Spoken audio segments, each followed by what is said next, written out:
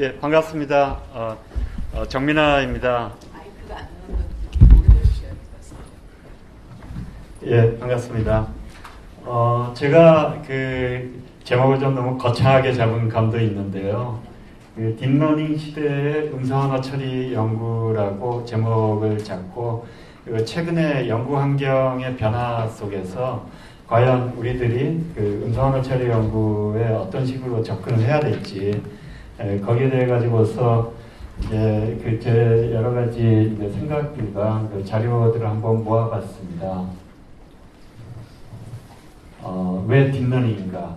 상당히 이제 궁금한 주제가 될 수 있는데, 여기에 대해서 말씀을 드리고, 그 다음에 이번 워크숍의 주제가 음성, 언어, 그리고 인공지능이죠. 이 세 가지가 다 결합이 된 게 음성 언어 처리라고 할 수가 있겠습니다. 음성 언어 처리의 기본 개념과 여러 가지 분야, 또 그리고 현재 현황에 대해서 말씀을 드리겠습니다.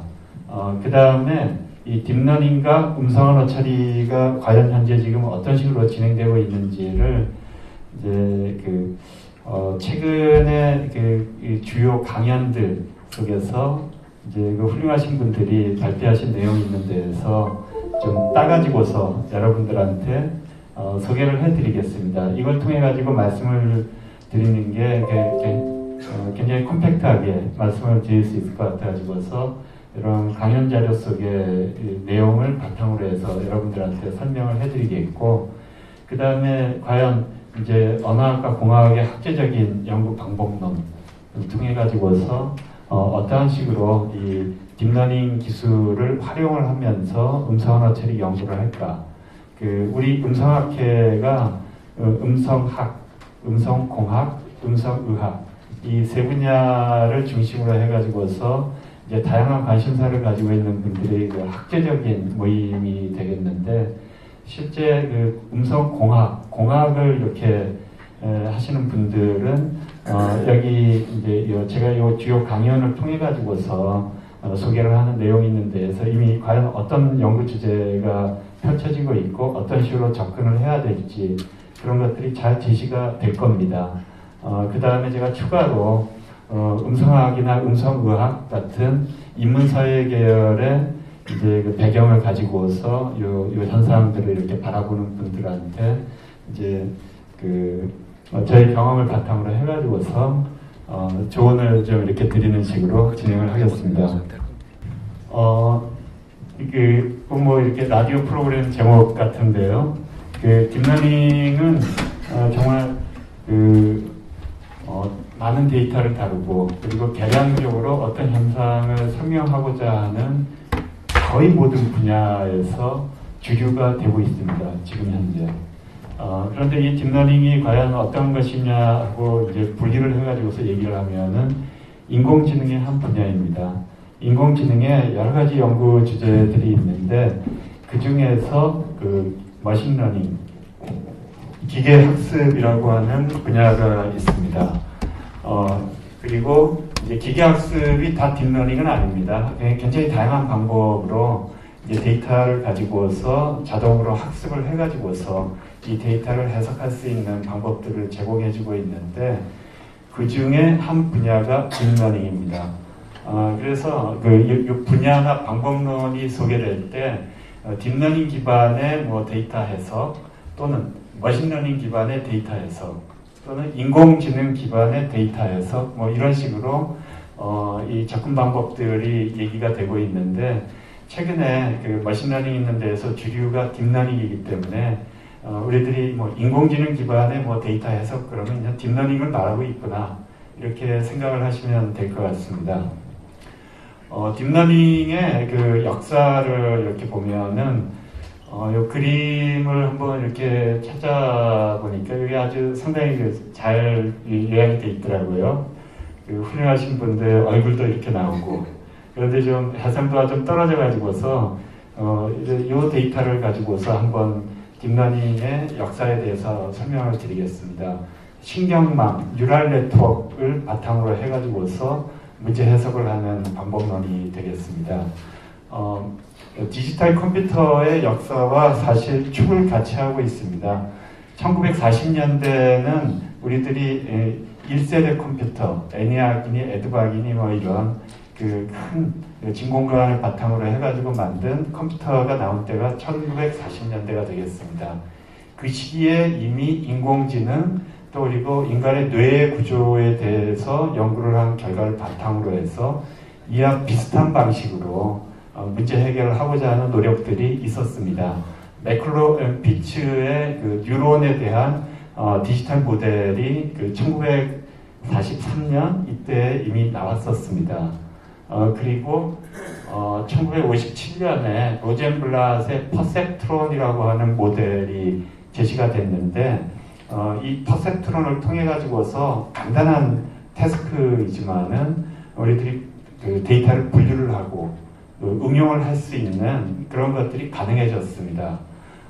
그래가지고서 이 퍼셉트론이 이 보면은 이제 실제 이 그래프 모델을 통해 가지고서 데이터를 이렇게 처리하는 방법을 제시하고 있는데 사용하는 용어가 뉴런 그리고 인간의 뇌 구조에서 이렇게 나와 있는 여러 가지 연결 이런 것들을 흉내를 내면서 용어도 그러고 이제 방식도 그렇게 접근을 하니까 정말 뇌가 가지고 있는 여러 가지 능력들을 이 방법이 제공해 줄 수 있겠구나 하는 큰 기대를 사람들이 품고서 많은 연구들이 이루어지고 굉장한 붐을 이루었습니다.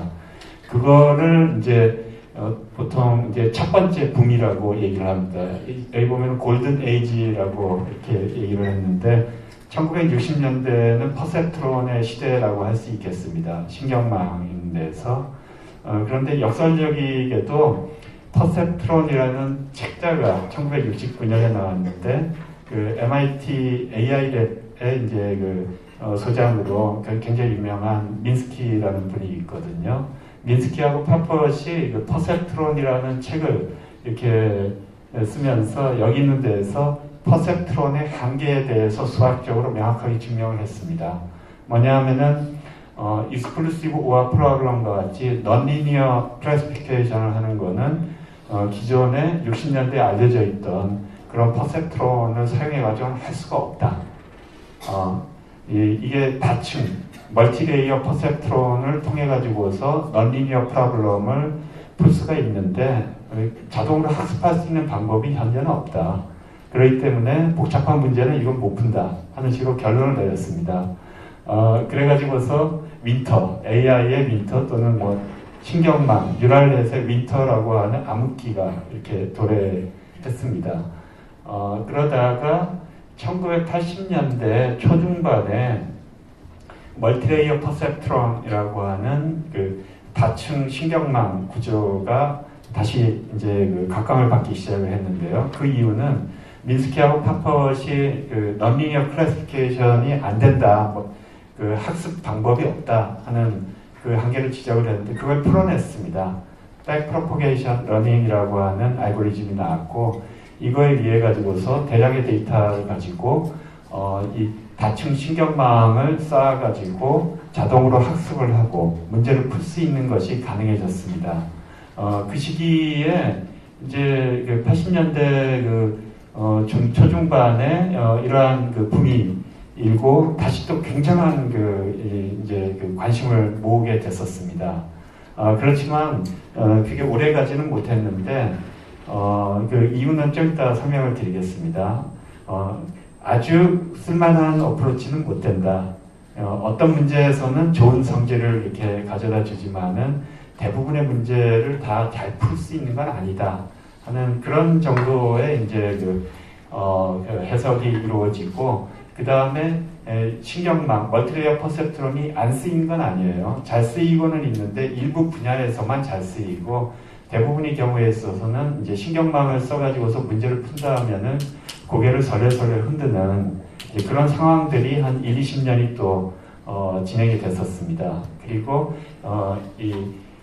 뉴럴넷과 같은 자동학습이 아닌 이제 커널 펑션을 이용한 서포트 벡터 머신 같은 다른 방법이 훨씬 좋은 성능을 보여주기 때문에 역시 또 이제 신경망을 사용해가지고서 문제를 푸는 것이 이제 좀 주춤해지는 그런 시기가 됐었고, 그런 이제 어려운 시기를 이렇게 겪다가 2006년에 그 힌튼, 토론토 대학의 힌튼 교수님이 딥 빌리프 네트워크 그리고 프리트레이닝 하면서 여러 가지 이제 방법들을 제시를 했는데 브레이크스루를 만들어냈습니다.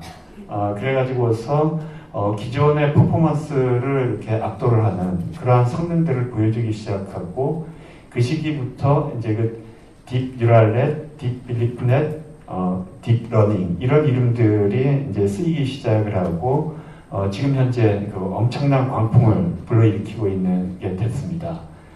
다시 한번 설명을 이렇게 해보면은 이제 여러분들한테 나눠드린 자료에 있는데 색깔이 좀 옅은 거는 복사가 안 됐더라고요.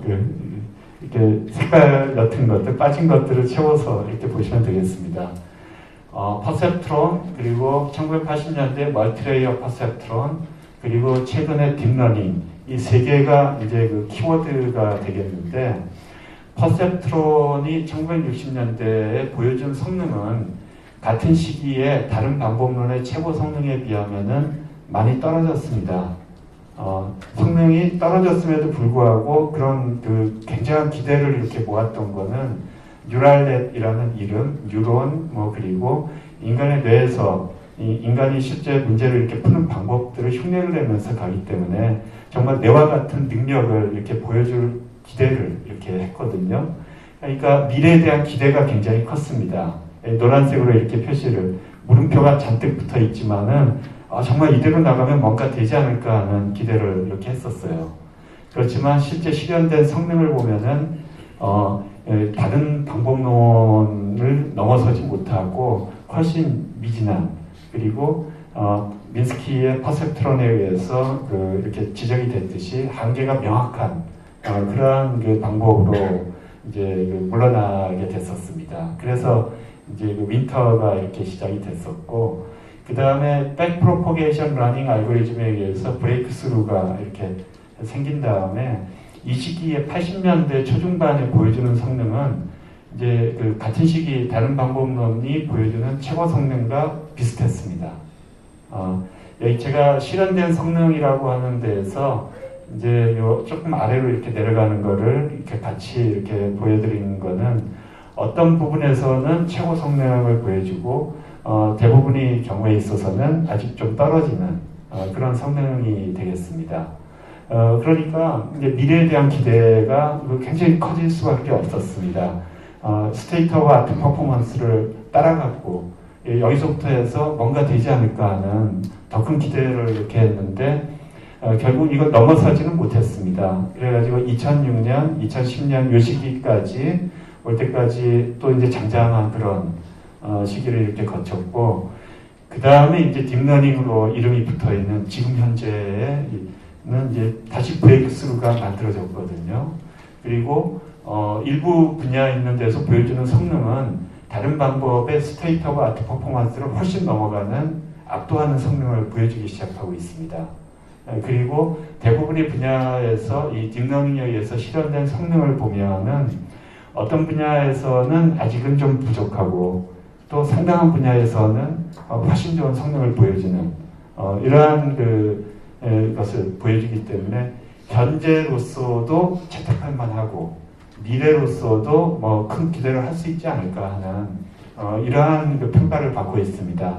이것이 이유가 돼가지고서 딥러닝이 이제 여러 분야에 있는 데에서 키워드로 이렇게 각광을 받게 된 거고, 하나 좀 지적을 하고 싶은 거는 1980년대에 백프로포게이션 러닝에 의해서 이제 뉴럴넷의 두 번째 붐이 일어났을 때 그걸 만든 주요 인물 중에 한 분이 힌튼입니다.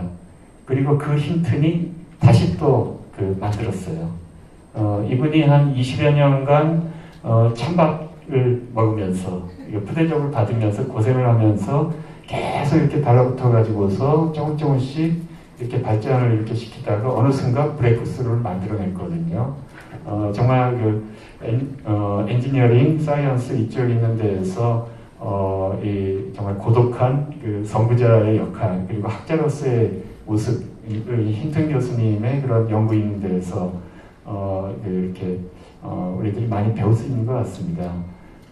그리고 그 우연히 또 알게 됐는데 힌튼의 이제 그 세컨드 네임이 에베레스트입니다. 그리고 실제 에베레스트를 측량을 한 분의 조카인가 그렇다고 하더라고요. 그래서 세컨드 네임에 에베레스트가 들어가 있다고 그러는데 제가 그 경험한 바에 의하면은 지금 현재 이제 광풍이라고 해도 그 과언이 아닌데 여기 이제 그 2012년에 이미지넷이라고 해서 영상 인식 그러니까 각종 이미지 데이터를 보고 이게 고양이냐 자동차냐 뭐냐 하면서 이렇게 분류를 하는 그런 그 컴피티션이 있습니다.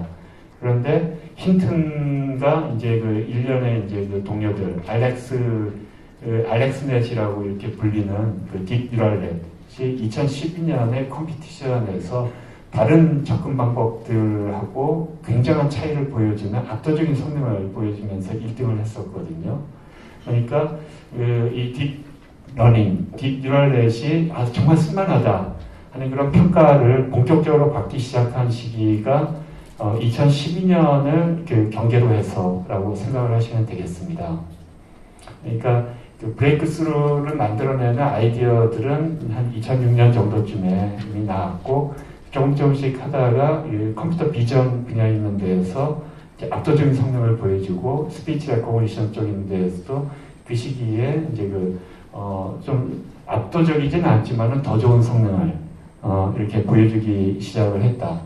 이렇게 할 수가 있고, 그 2013 음성언어 처리의 주요 국제 학술대회가 인터스피치하고 ICASP이라고 해서 Acoustics, Speech and Signal Processing 컨퍼런스가 있습니다.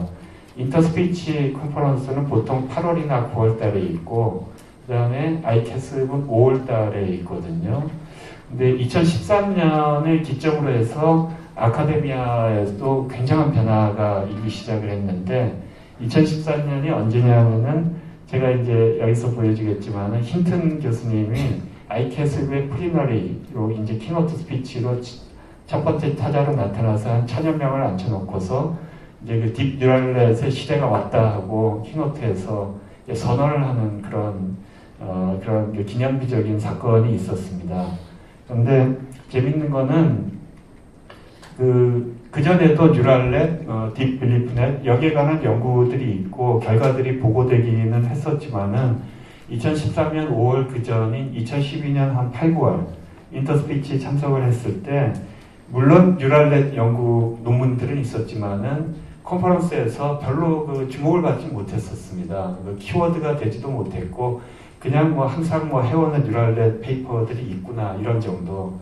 그래서 얼마나 많은 부분들이 이제 그 딥러닝 또는 뉴럴넷 기반으로 연구가 이루어졌냐 별로 관심이 되지 못하는 그러한 상황이었었는데 2013년 요 시기에 이제 그 힌튼의 어나운스먼트가 있고 그 다음에 그 ICASP의 스페셜 세션으로 딥뉴럴넷 세션이 2개가 만들어지고 그러면서 여러 페이퍼들이 좀 많이 늘어난 거를 이렇게 느끼게 됐습니다. 전체 논문의 한 20% 정도가 이제 그 딥러닝에 관한 논문들이 되겠고, 바로 그해 가을 인터스피치를 이렇게 가니까 이게 또 이제 20-30% 정도로 늘어나면서 음성 인식만이 아니라 음성 합성, 잡음 처리 뭐 등등 스피치에 관련된 대화 처리도 그러고 거의 모든 분야에 있는데 딥러닝을 바탕으로 해가지고 접근하는 게 이제 소개가 되기 시작을 하고 그리고 나서 2-3년 지난 다음부터는 세상이 완전히 바뀌었습니다.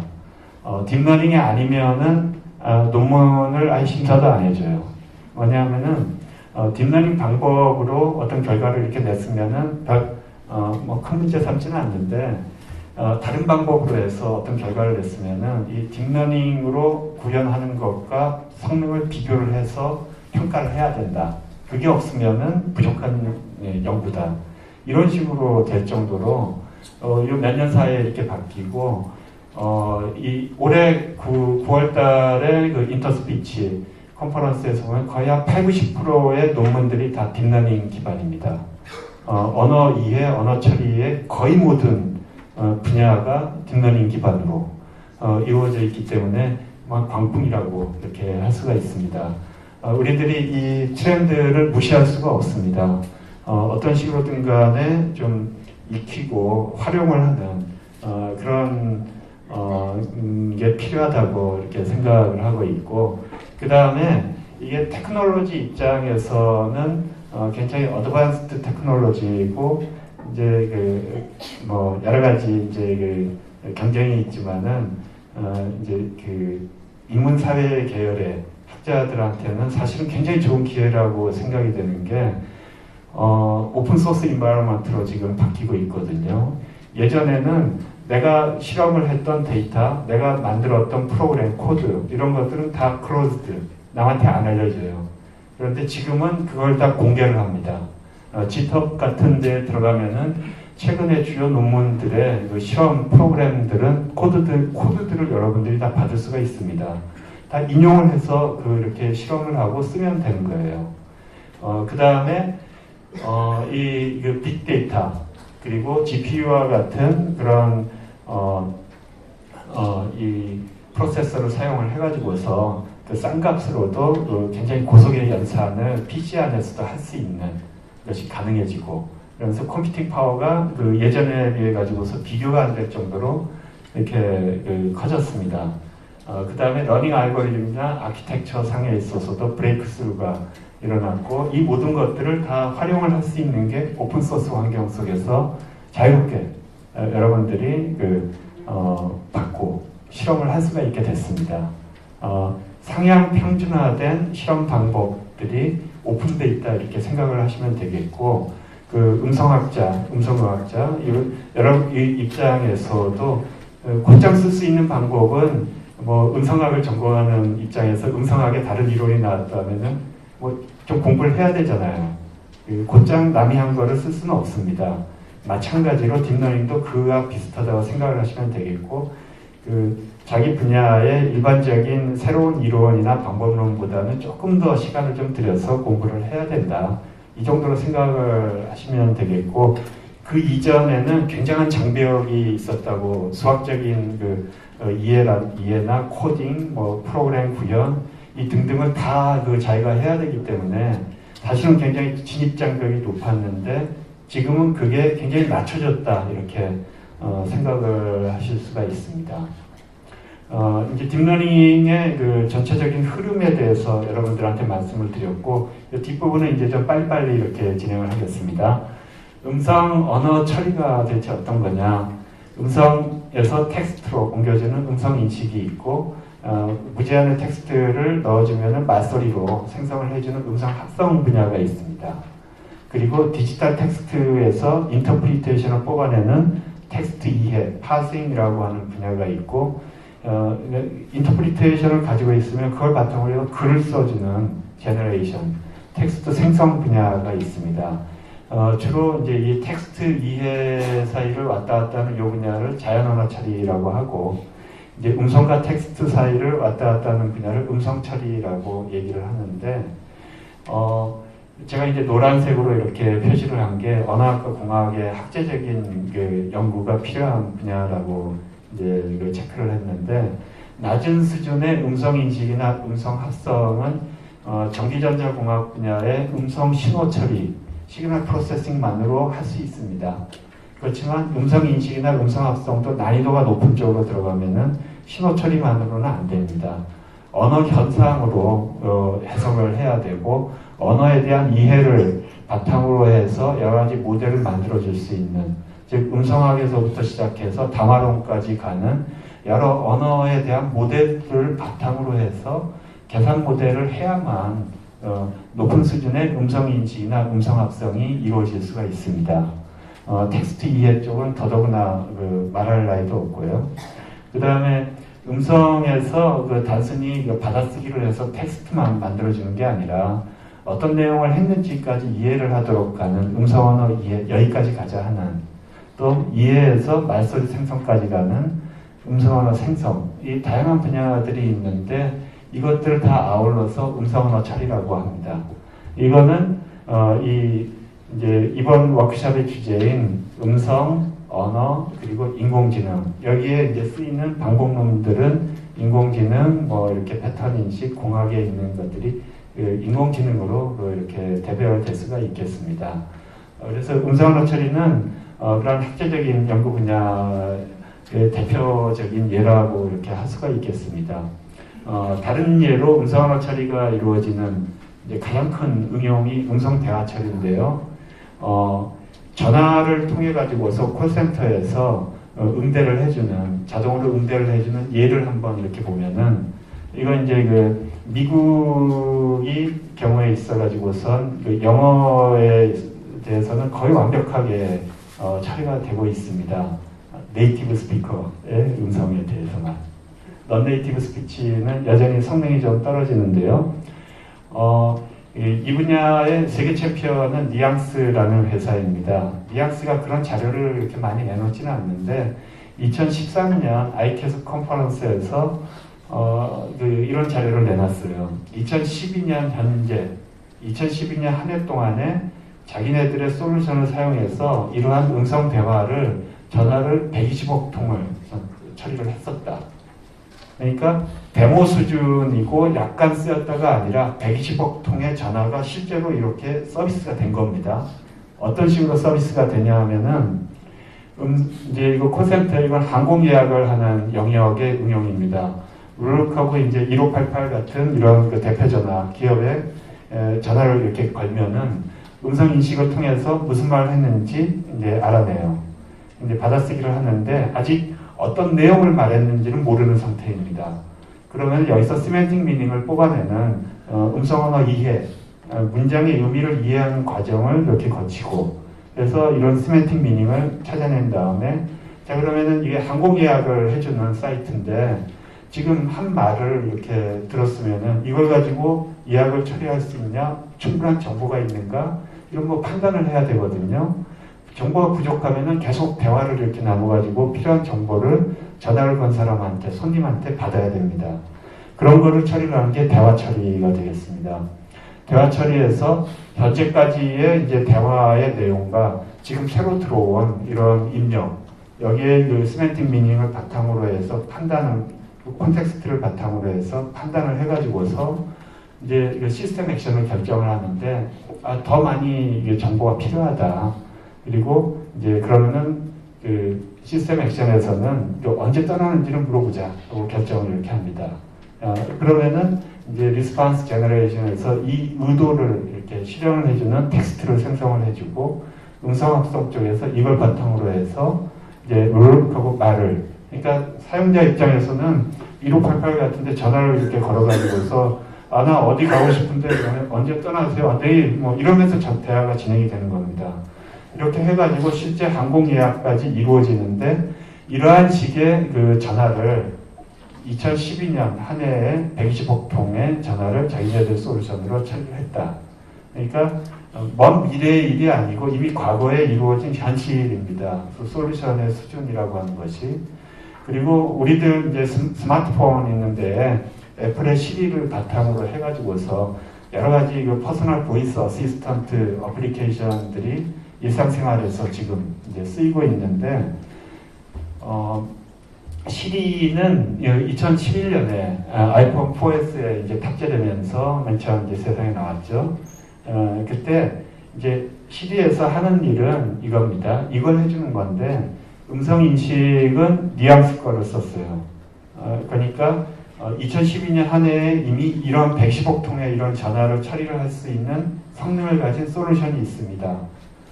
이 솔루션이 이 음성인식 분야에 있는 데에서 애플의 시리에 탑재가 돼서 그러니까 쓰이는 거고, 그 다음에 이제 이런 대화 처리를 하는 부분이 있는데, 애플은 실리콘밸리에 있는 시리라고 하는 자연어 처리 회사를 M&A를 했습니다. 그리고 시리라고 하는 브랜드로 이 서비스를 이제 만들어내서 이제 아이폰에서 이제 수행을 한 거고, 그러니까 여기서 이루어지는 대화나 음성 인식은 기본적으로 이러한 수준의 성능이 밑바닥에 깔려 있는 상태에서 나온 거다. 이렇게 생각을 하시면 되겠습니다. 그리고 이제 구글이나 삼성도 아주 바쁘게 대응을 하면서 여러 가지 마이크로소프트는 항상 뒤늦게 이렇게 되면서 나오고, 그 다음에 아마존에서는 이러한 그 음성 비서 역할을 하면서 하는 그런 솔루션 플러스 알파 특장점을 가지고 있는 AI 스피커로 지금 알려져 있죠. 지금 현재 그 아마존의 이제 에코에 보면은 가운데에 마이크가 하나 있고, 여러분들 스마트폰 보면 마이크가 2개 있습니다. 말을 하면은 마이크를 통해서 음성 입력을 이렇게 받는데, 얘는 어레이 마이크로 육각형으로 6개의 마이크가 원형으로 이렇게 배치가 되어 있고, 가운데에 마이크가 하나 있어요. 7개의 마이크를 통해 가지고서 소리가 나는 지향성의 마이크입니다. 스피커 앞에 가서 우리가 이러고 얘기하지는 않거든요. 어디선가 그냥 얘기가 나오는데, 그럼 이제 이 7개의 마이크가 다 자기 방향을 감지를 하는 것들이 있어서, 저쪽에서 알렉사 하고 이렇게 부르면은 이제 어느 방향에서 소리가 들어왔다. 그럼 음원의 위치를 감지를 하고, 그 다음에 이제 7개의 마이크가 다 이제 그 위치에 튜닝이 돼가지고서 이제 그 자분 처리를 하는 어레이 프로세싱을 합니다. 그래서 음원의 위치를 감지를 하고, 음원을 분리를 하고, 잡음을 처리를 하고 하는 이런 전처리, 음성 전처리 기술이 이제 주로 로봇의 음성 대화를 하기 위해서 로봇에 탑재되는 기술인데, 그게 알렉사 있는데 탑재가 됐습니다. 그리고 굉장히 성능이 좋았어요. 그리고 여기에서 이루어지는 대화 처리는 기본적으로 뉘앙스에서 하는 대화 처리, 이런 성능들이 이제 그 동네에는 이제 고수들끼리는 다 수준이 비슷비슷하니까 약간의 차이가 있을지는 모르지만은 상용 솔루션에 깔려 있는 대화 처리는 적어도 이 수준 이상은 다 하고 있다, 이렇게 생각을 하시면 되겠습니다. 그런 것들이 현재 이루어지고 있는 음성언어 처리의 응용이 되겠습니다. 그리고 앞으로 어떻게 발전을 할 것이냐, 이제 여기 보면은 NLP하고 스피치 프로세싱이 같이 합쳐지고, 그 다음에 우리들이 알고 있는 이제 그 IBM의 왓슨 같은 뭐 이런 퀴즈쇼 있는데 나왔었죠. 그리고 여러 군데 그 지식 기반의 추론을 이렇게 하는 그런 솔루션으로 알려져 있고, 그 다음에 알파고로 알려진 딥러닝에 의해서 하는 데이터 드리븐의 그 추론, 지식 기반과 데이터 기반의 추론 방법 같은 것들이 이러한 그 언어 처리 인터페이스에 같이 결합이 돼가지고서 그냥 한마디 하는 것만 이렇게 처리하는 게 아니라 복잡한 일들을 처리를 하고, 사용자와 협상도 하고, 설득도 하고, 뭐 이러면서 여러 가지 일들을 해주는 그런 식으로 발전이 돼가고 있습니다. 그리고 이제 당연히 이런 식으로 그 대화를 통해 가지고서 인터페이스를 하는 경우에 복잡한 일을 처리한다면은 한 문장에 모든 걸 다 담아서 얘기할 수 없거든요. 그러니까 얘기를 계속 나누면서 처리를 해야 되죠. 그래서 컨버세이션을 하는 목적지향의 대화나 채팅 대화 같은 그런 대화를 처리를 하는 컨버세이션 기능들, 기술, 이것들이 계속 강조가 되고 이제 발전이 될 겁니다. 그 다음에 멀티모달. 여러분들의 스마트폰만 보더라도 이제 마이크를 통해서 음성 입력을 받죠. 그 다음에 터치 되죠. 터치 하면은 이제 그 포인팅을 하는 거거든요. 그 다음에 카메라가 달려 있어서 컴퓨터 비전 기술에 의해서 영상 인식을 한 것들이 있습니다. 그리고 터치가 단순히 포인팅만이 아니라 이제 뭐 제스처를 이렇게 그 스마트폰 입력으로 집어넣을 수 있잖아요. 이런 것들이 다 그 공감각적으로 멀티모달로 처리가 돼서 상황을 이해를 하고 이러한 대화 처리를 하는 식으로 발전이 언어 처리 인터페이스가 발전되고 있습니다.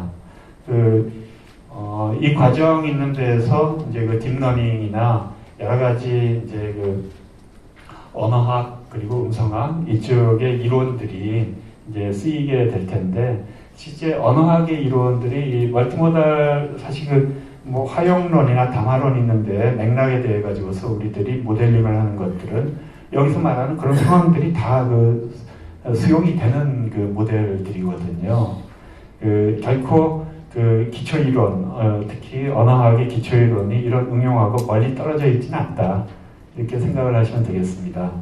그 다음에 시간상 이 부분 이제 빨리빨리 이렇게 가겠는데, 이제 힌트의 프리머리 톡 있는 데에서 뭐 이제 딥 뉴럴넷에 대해 가지고서 최근에 이제 그 발전 동향 뭐 이거에 대해 가지고 이분이 발표를 했거든요. 이제 보통 컨퍼런스를 가면은 제가 캠코더를 들고 가서 좀 옆에서 사람들 보면 좀 창피하긴 하지만 찍습니다.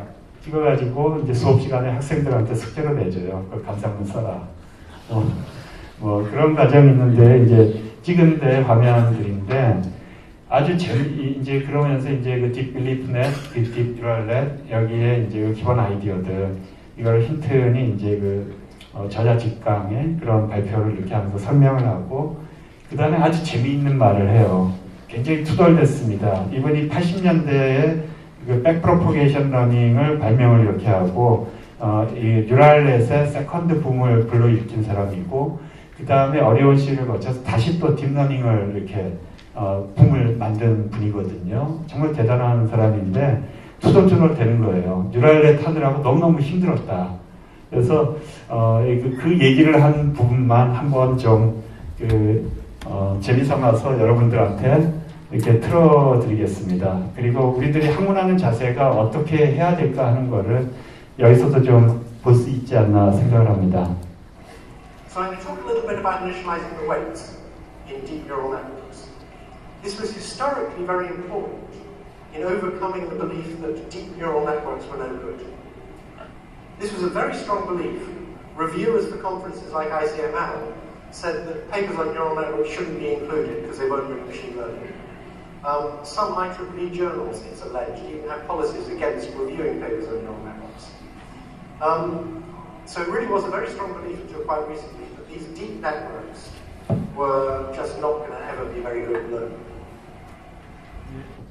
딥러닝 분야, 그 머신러닝 분야에 가장 권위 있는 컨퍼런스가 ICML, 인터내셔널 컨퍼런스 오브 머신러닝입니다.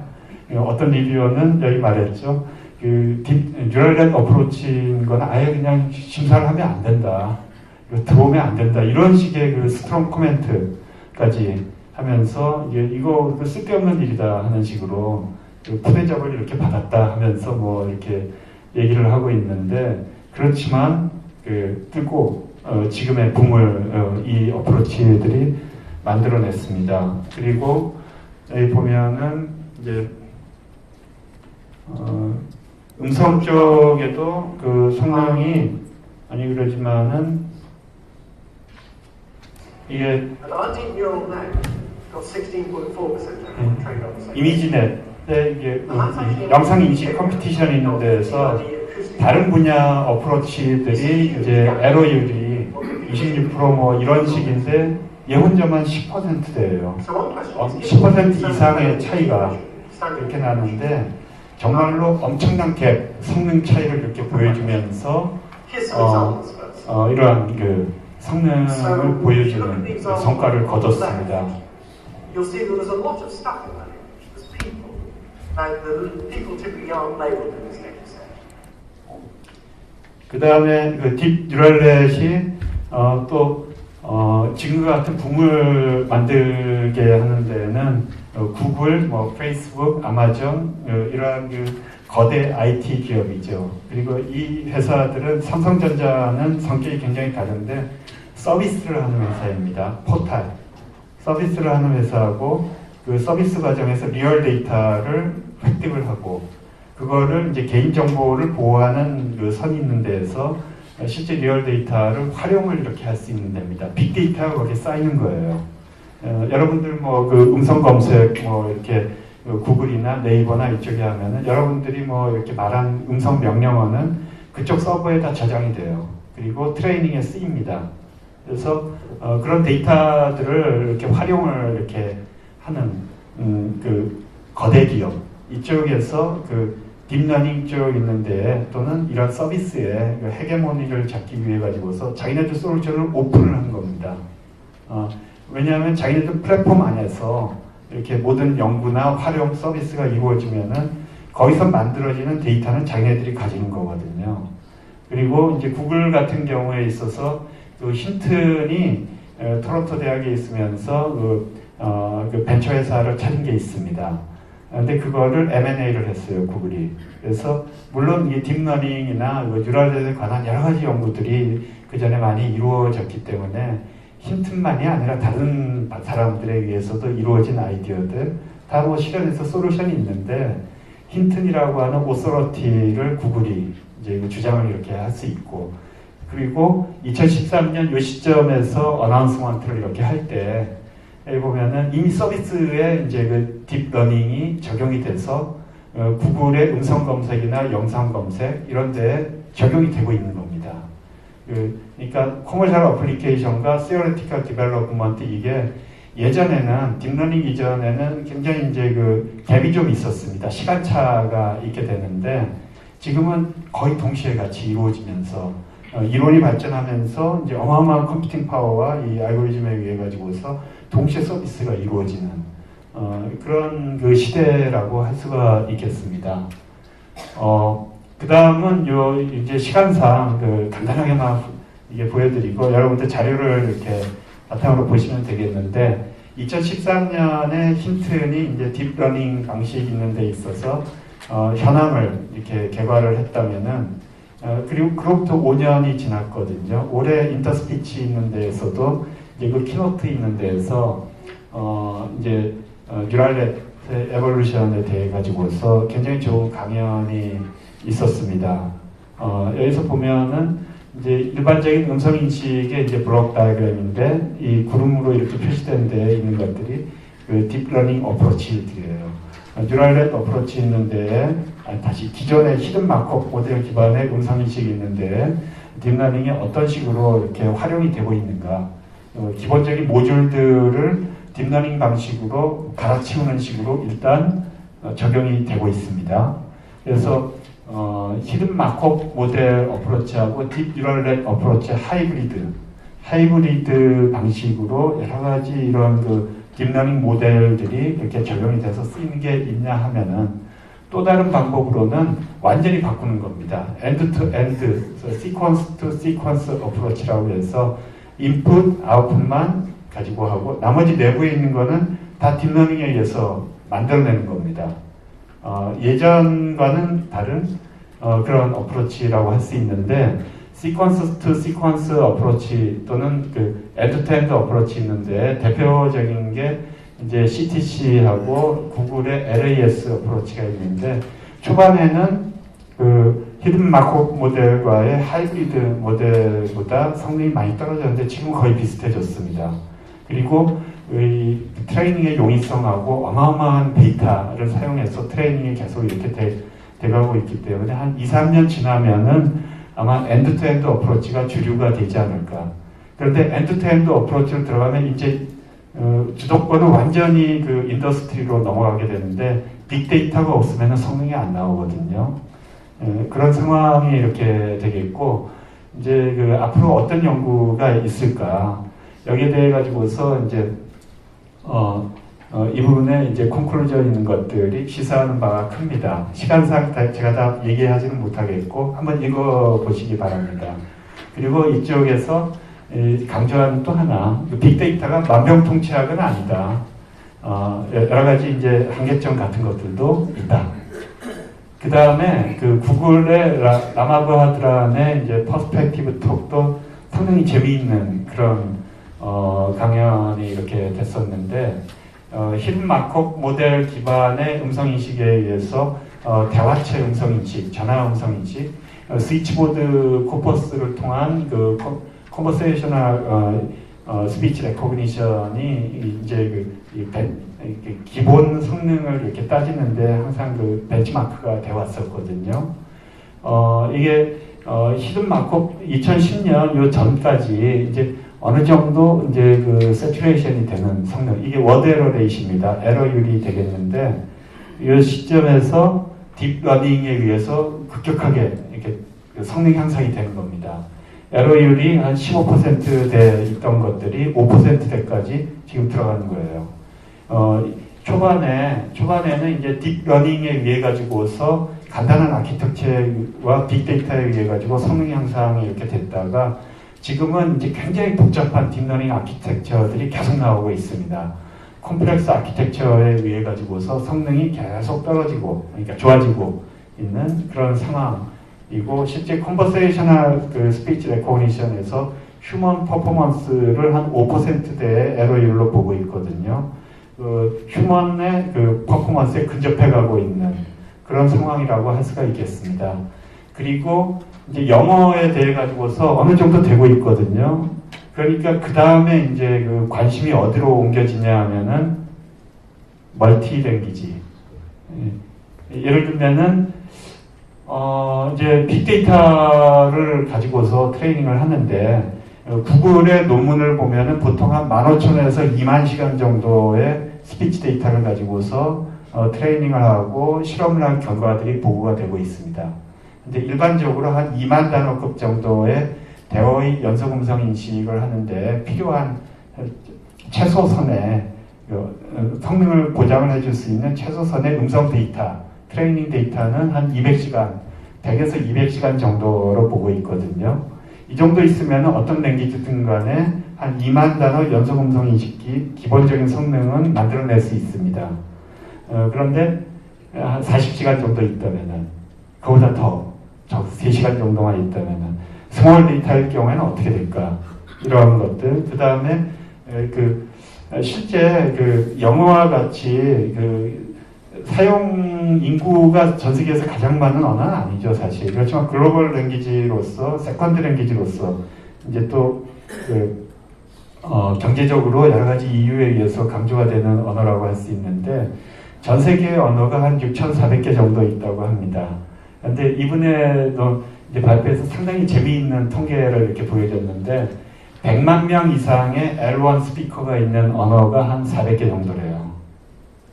그리고 10만 명 이상의 L1 스피커가 있는 언어가 한 1340개 정도, 10,000명 이상의 언어가 있는, L1 스피커가 있는 언어가 한 3150개 정도.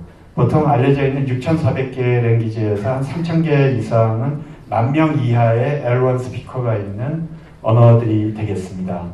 그런데 100만 명 이상의 L1 스피커가 있는 언어 중에서도 한 상위 경제적으로 효용 가치가 있는 상위 한 10개 정도의 언어 있는데 모든 리소스가 투입이 되고 연구가 진행이 되고 있거든요. 그리고 그 결과 영어는 거의 완벽한 수준으로 처리가 되고 있습니다. 자, 그 다음은 어떻게 갈까? 멀티랭귀지로 가는 겁니다. 멀티랭귀지로 가는데 미국의 이제 아파, 다파, 그리고 아파 이런 식으로 이름이 이제 국방성의 연구 지원 하는 이름이 계속 바뀌고 있는데 최근에 아파에서 관심을 가지고 있는 거는 바벨탑을 쌓자입니다. 바벨 프로그램이 있는데 로우 리소스 랭귀지 데이터가 굉장히 거기서 더 나가서 또 아예 제로 리소스 랭귀지 문자가 없는 언어까지도 이제 음성인식 기술을 사용해가지고서 처리를 하는 거를 목표로 해서 많은 연구가 이루어지고 있습니다. 예를 들면 이쪽의 언어들을 이렇게 보면은 처음 들어보는 언어들도 많이 있을 거예요. 이런 여러 이제 로우 리소스 랭귀지에 대해 가지고서 키워드 서치, 음성 인식, 핵심어 인식을 하는 그런 태스크입니다. 그리고 현재는 한 50에서 60% 정도의 에러율이 나오고 있습니다. 그렇지만 처음에 영어 쪽도 이제 방송 뉴스 인식이라든지 한 90년대 초반에는 한 50~60%의 에러가 나왔었거든요.